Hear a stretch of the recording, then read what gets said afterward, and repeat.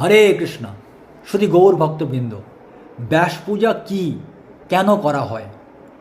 ব্যাস পূজা হলো সনাতন ধর্মে গুরু পরম্পরার আদি গুরু বেদব্যাস দেবের বা ব্যাস দেবের পূজা বা স্মরণের একটি বিশেষ উৎসব।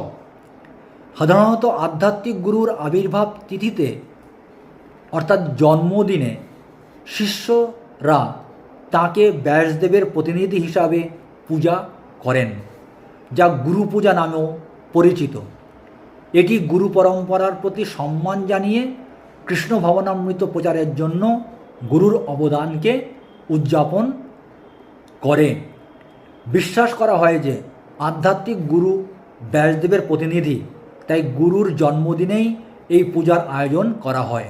শ্রীল প্রভুপাদ বা এই জাতীয় জগৎগুরুর আবির্ভাবের পর তাঁর শিষ্যরা এই দিনটি পালন করেন।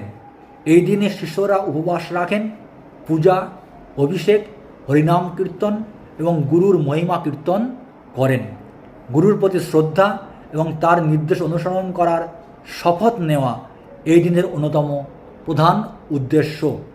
মূলত ব্যাসদেব হলেন বৈদিক জ্ঞান সংকলনকারী, আর আধ্যাত্মিক গুরু সেই জ্ঞান শিষ্যদের মধ্যে বিতরণ করেন।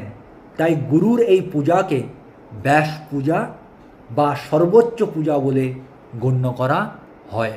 হরে কৃষ্ণ।